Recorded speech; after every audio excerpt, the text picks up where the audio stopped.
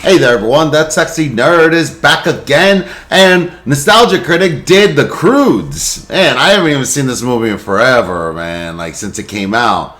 I never really, it was never really my thing, you know. I think Ryan Reynolds was in it for a little bit with his weird flings with Emma Stone. Like, boy, Emma Stone really flinged with a lot of guys. I don't know. I don't know about it, but I was kidding about the whole Ryan Reynolds thing. It was more Ryan Gosling, but yeah.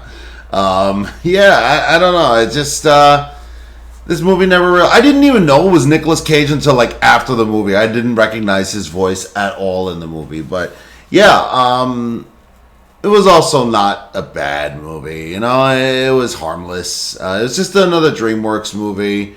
It had a sequel, I think, and yeah, I mean, I don't know, it just didn't really grab me, you know, and I love prehistoric shit, but, you know, this didn't really grab me, but, you know, I think Doug really liked the movie, and let's see if it's aged a little bit better. I mean, I haven't seen the movie in a while, so maybe some of the jokes will really hit. So, please, smash that like button if you want to see more sexy and nerdy content, and subscribe if you think I deserve it. And remember, it's time for my Patreon for my latest reactions to my latest videos. And let's do this thing, y'all. So there we were, going along our merry caveman ways, when suddenly, a magic portal teleported us to a strange new world. This wasn't no ordinary cave, y'all. We encountered these hideous monsters that were too horrible to describe. What's this now? One thing was for sure. Our world would never be the same. 1 foot in the cave. Oh my god, it's our cave selves! Brought here from the dawn of time! Are those designer jeans he's wearing? What? Yeah, I was hoping they'd catch on. You know, half the town is wearing them, so, you know, like 5 people. Wait, if they're cavemen, why do they talk like us? Who cares? We gotta get them back home! Wait a minute.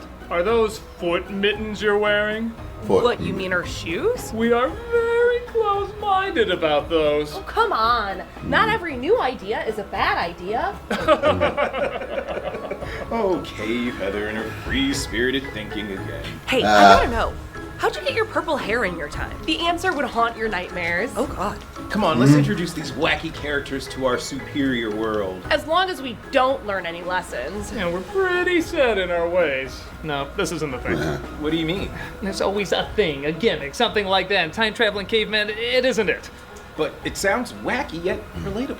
No, he's right. The obvious moral, modern lingo, forced catchphrases. Sounds like one of your videos. You mentioned it, I'm trying to figure out which celebrity cave me sounds like. Dule Hill? I knew it. The gimmick isn't caveman movies, it's... 2010s. Oh, I thought those tropes seemed familiar. Can we get a move on, please? Yeah, we're gonna miss our big dance party. Don't worry, Cave Usses. You can follow me. Adventure awaits! Why are you so excited? Put on your glasses. Careful, I sense a villain with a bassy reverb is near. I suppose I should go with him? Hey, based on what you said about your hair, I don't care what you do. Just stay away from me. Yeah, this isn't a bad movie. It's just a touch too familiar.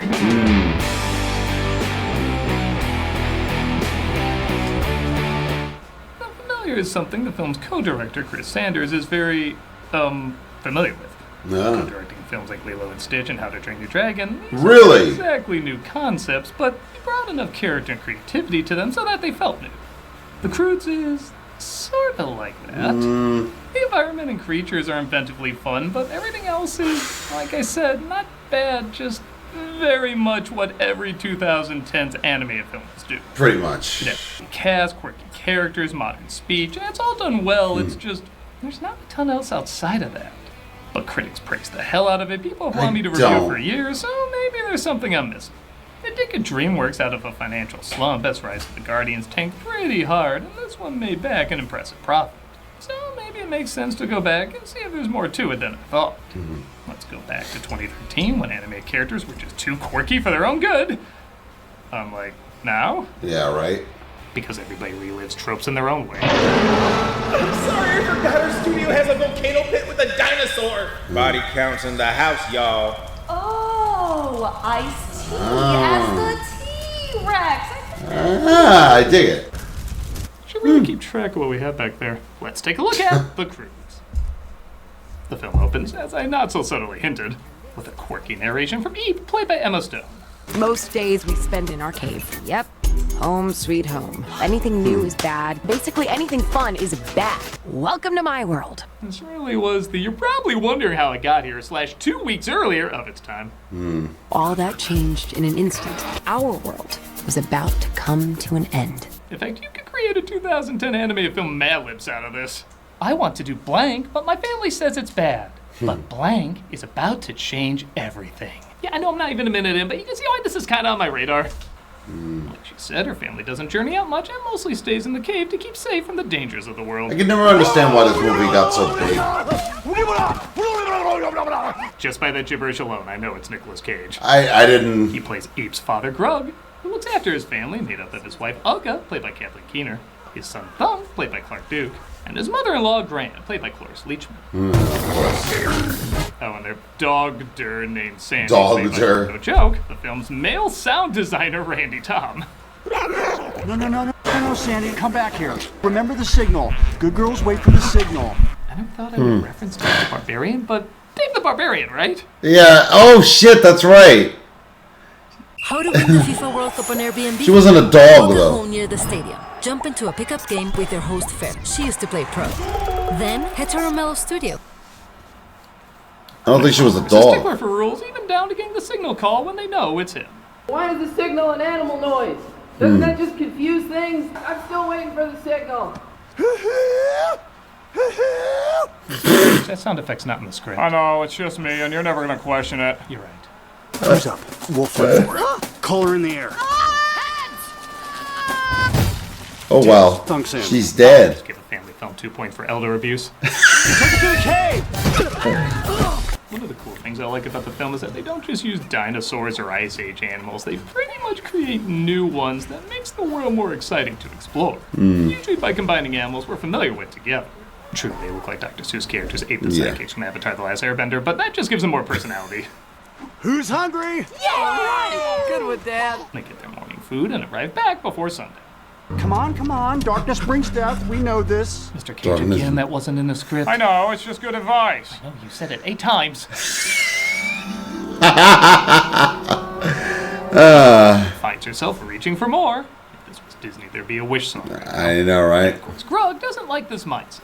Stop looking for things. Fear keeps us alive, Eep. Never not be afraid. Let me continue my obvious wrong thought for the next hour of runtime. Trust me, it won't get old. How about a story, huh? Oh yeah, tell us a story. He's not a total sourpuss, though. He does tell stories to the family using a stuffed animal that's literally a stuffed animal. Dead. Tonight we'll hear the story of Crispy Bear. She was filled with curiosity. She saw something new and Died! Again, I know this is just hammering in the message more than it needs to be, but I'd be lying if I said I didn't want to see this as a spin-off of Curious George. Be the same lesson. So Eve notices something far from her home.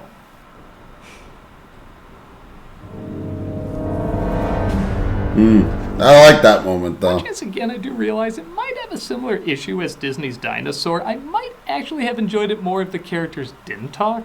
Now, make no mistake, the characters I like that are fine, movie. and the actors have a lot of charm, but the message of modern dialogue has been done so much in movies up to that point, and even nowadays, that when you get a close-up of her hand leaving the cave, it just feels really hammered in. However, if there was no talking, yet you still followed what they were about, that would be a really big moment.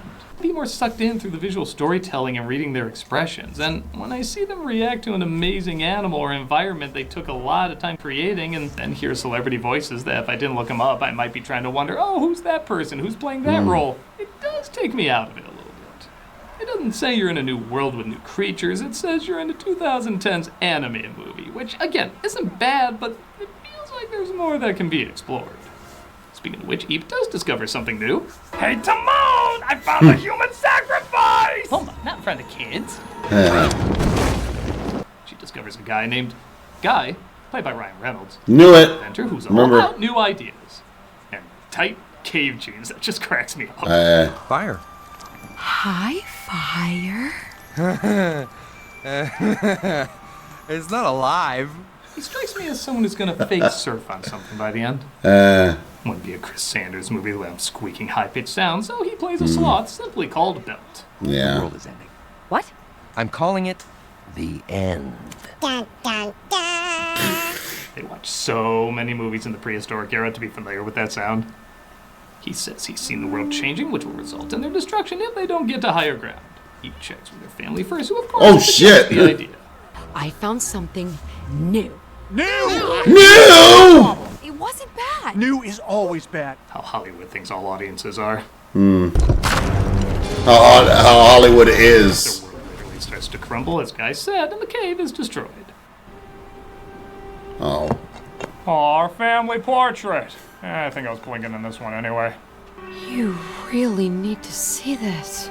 They decide to venture out and find another cave, discovering a colorful world they never knew existed. With that world, though, comes new dangers. I'll take care of this. I get the feeling there's going to be a lot of weird sounds Cage is going to make. I didn't notice. To make what he looked like making them in the recording booth using his own means. I didn't.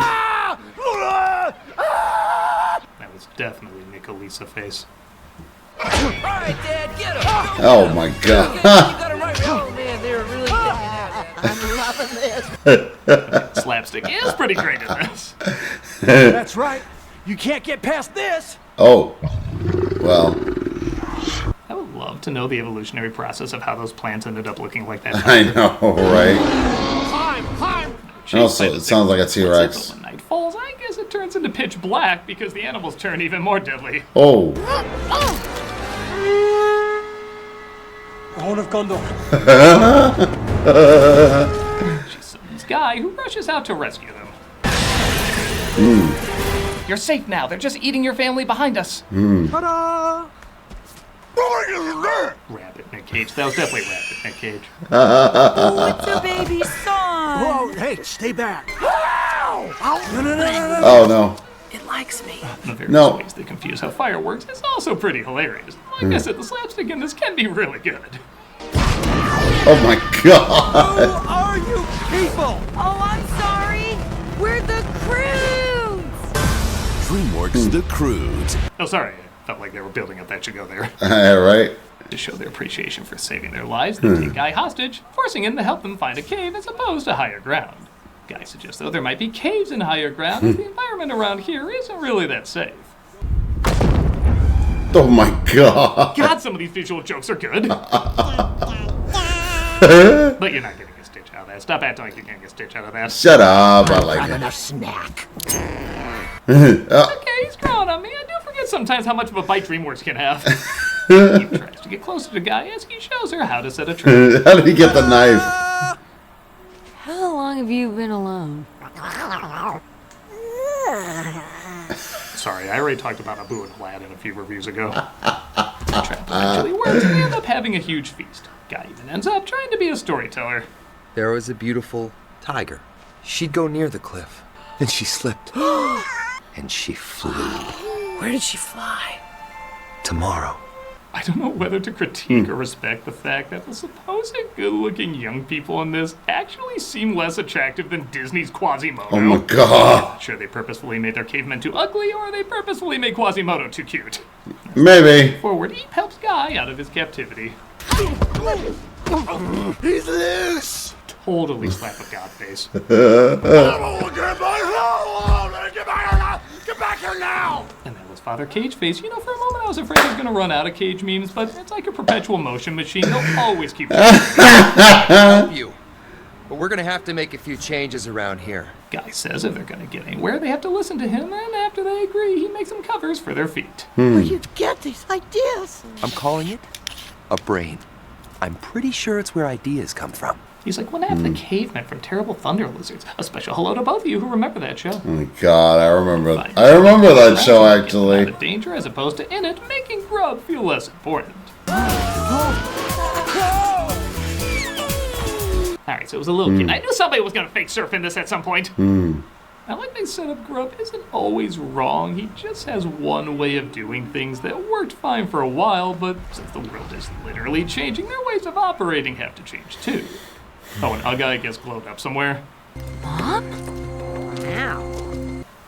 Even the apocalypse needs a spa day? I don't know. I guess. Grub obviously doesn't like being sidelined, so he retaliates the only way a middle-aged father knows how. Lame humor.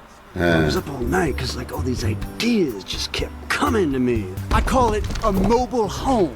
I call them shades. This hasn't been invented yet, but I'm thinking of calling it peak cringe. Where do you get these great ideas? Since I don't have a brain, they're coming from my stomach down deep below and then up again into my mind. That's the mantra from 90% of podcasters. Obviously, the family sees his desperation and tells him he doesn't have to try so hard. But it's a moot point because they finally reach Vagina Mountain. The what? Catches up with them though, but while Grug wants to hide in a cave, the rest want to continue forward. Grug, of course, knows who to blame for this. Guy, run! Oh, well, bye, run. Bees with just a dab of sun. They end up falling in a tar pit where Guy says there's no way out, and he knows because he lost his own family that way. Oh. Last thing my parents told me was, don't hide. Live. Follow the sun. You'll make it to tomorrow. And also, stay out of tar pits. Yeah. How's that second thing going? Not great. They bury the hatch and learn to live with each other just before they bury themselves and learn to die with each other. But Guy has an idea. What? Oh, kitty.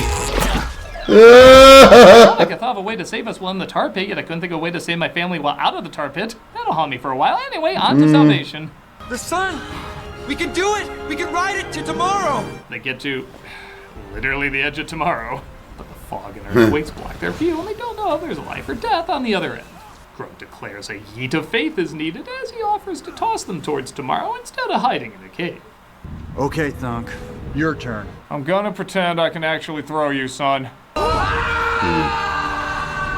Eep is the last one, as they know Grug won't be able to leap the same distance on his own. This works good. What do you call it? I was thinking of calling it a hug. If somehow this language survives a few million years, I hope they still call it that. Hopefully. But I think they will.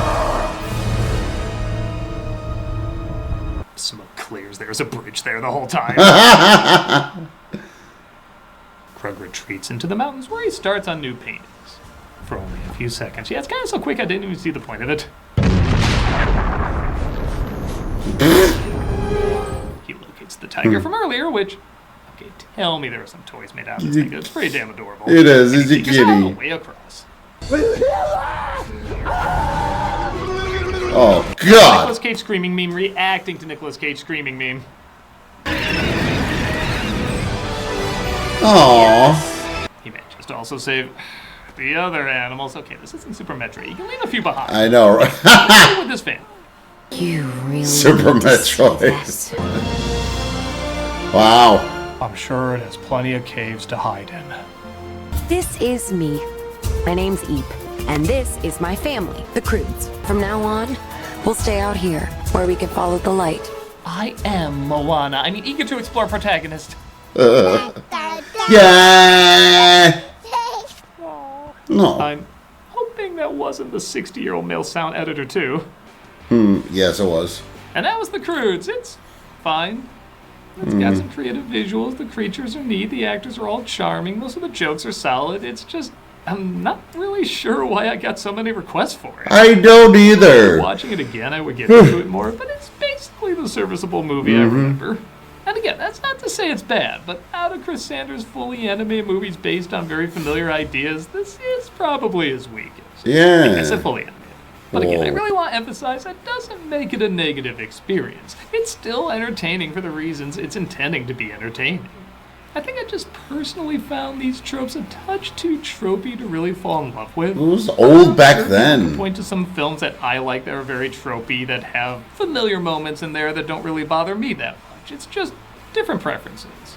And honestly, maybe it's not trying to be a groundbreaking film, so to speak. Maybe it's just trying to be a nice little movie with a nice little message that, yes, is all familiar, but one of the things most of us enjoy about comfort food is how comfortably familiar it is. On that note, I should see how Cave Us are doing. Oh, damn it. Malcolm and Heather couldn't get you back The so you chicken. got food? You're half right. It's KFC. Malcolm and Heather tried to take us back, but then we killed them. What? Yeah, we're separated by millions of years. There's gonna be some culture differences. But what'd you do with our bodies? What do you think we've been eating this whole time? Oh, what? My God, I think I'm gonna be sick. What did you think? You were gonna trade one-liners and cute puns? I ate my brother this morning and I wasn't even hungry. Well, what the hell am I gonna do now? We can take over for you. Yeah, we They can eat sound you. exactly like them. Might be an idea. What's your target salary? Flesh. Any flesh. All right, I could bizarrely make that work. We'll just pick up where we left off. What about him?